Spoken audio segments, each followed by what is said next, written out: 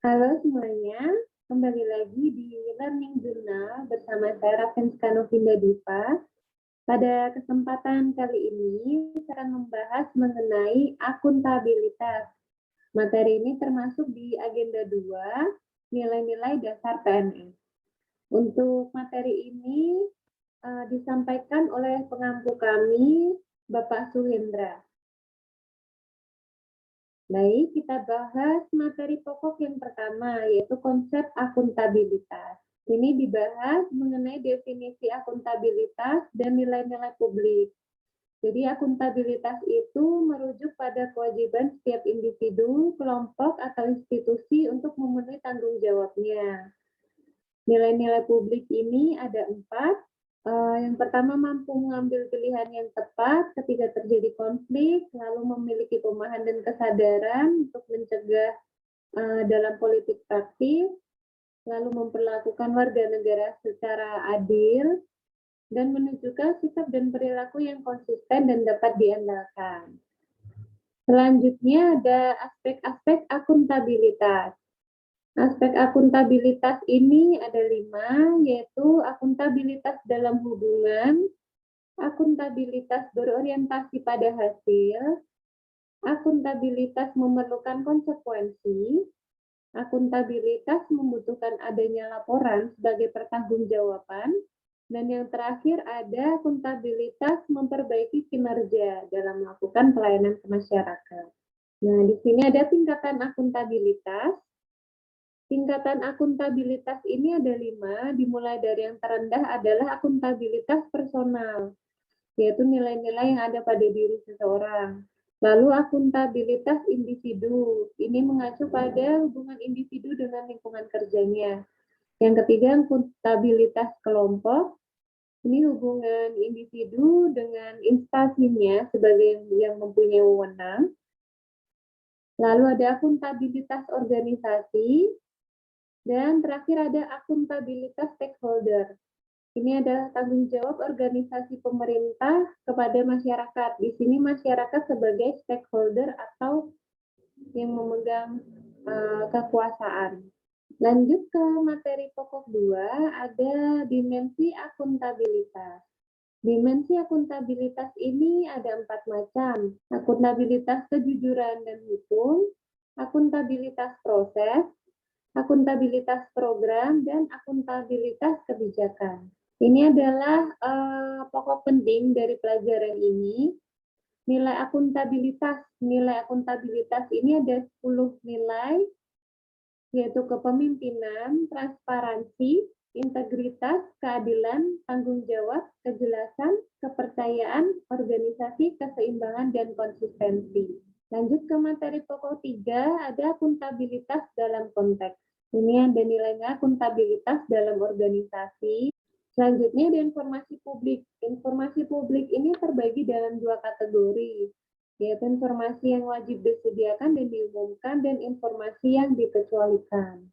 Lanjut ke materi pokok 4, yaitu menjadi PNS yang akuntabel. Asas penyelenggaraan kebijakan dan manajemen PNS ini diatur dalam Undang-Undang Nomor 5 Tahun 2014 tentang Aparatur Sipil Negara. Ada nilai-nilainya. Ini ada prinsip ASN. Prinsip ASN ini termasuk di dalamnya ada nilai dasar, kode etik, komitmen, integritas, sampai dengan profesionalitas jabatan. Ini yang diharapkan sebagai PNS. Pada intinya, PNS diharapkan mempunyai perilaku individu yang baik dan tindak sesuai dengan persyaratan legislatif serta kode etik yang berlaku. Poin selanjutnya adalah keterkaitan akuntabilitas dalam agenda nilai-nilai dasar ASN. Akuntabilitas ini termasuk dalam salah satu nilai dasar ASN, yaitu aneka atau yang disingkat akuntabilitas, nasionalis, etika publik, komitmen mutu, dan anti korupsi. Oleh karena itu, akuntabilitas sangat berkaitan dan memiliki peranan yang sangat penting. Nah, poin yang terakhir, dan ini yang penting di sini, adalah refleksi nilai-nilai atau testimoni. Jadi ini menjelaskan refleksi nilai dari akuntabilitas ke dalam kehidupan sehari-hari atau implementasi, terutama dalam bidang keseharian sebagai PNS. Yang pertama adalah nilai kepemimpinan.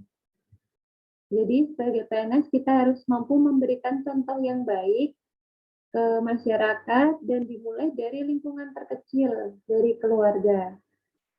Yang kedua, nilai transparansi. PNS harus dapat berkomunikasi dan bekerja sama dengan baik.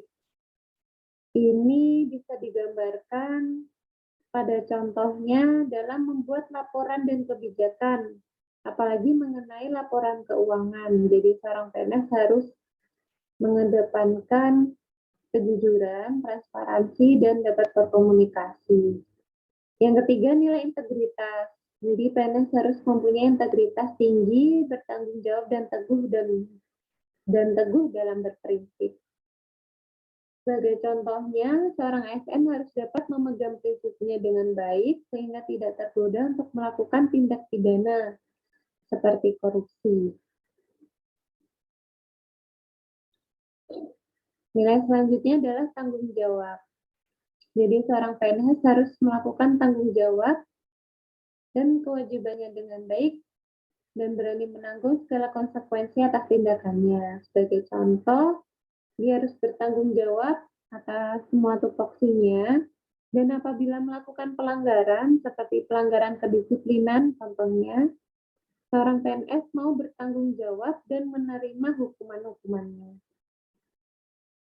Nilai selanjutnya adalah keadilan. Seorang PNS harus bekerja secara adil tanpa membedakan jenis kelamin, fisik, ras, agama, maupun lainnya. Apalagi untuk saya sebagai contohnya bekerja di pegawai bidang fungsional, jadi di bidang pelayanan, yang setiap harinya bertemu dengan masyarakat dari berbagai lapisan. Nilai selanjutnya adalah kepercayaan. Seorang ASN harus bisa membangun kepercayaan di masyarakat dan pimpinan maupun lingkungan kerjanya. Nilai selanjutnya kejelasan. Ini PNS harus mengetahui kewenangan, peran, dan tanggung jawab yang diembannya dalam tugas. Selanjutnya ada keseimbangan. Ini penempatan PNS pada posisi jabatan yang sesuai dengan pendidikan dan skill yang dimiliki, atau biasa disebut the right man on the right place. Nilai selanjutnya organisasi. Ini seorang PNS diharapkan bisa ikut berkontribusi dalam mencapai perubahan yang baik bagi instansi. Yang nilai selanjutnya adalah konsisten. Ini PNS harus bisa memberikan konsistensi dalam memberikan kinerja yang baik maupun dalam menjaga prinsipnya. Seperti contohnya, bisa menjaga penilaian dalam SKP agar tetap baik atau bahkan bisa ditingkatkan menjadi lebih baik lagi. Ya, sekian dari saya, materi akuntabilitas pada kesempatan kali ini. Terima kasih.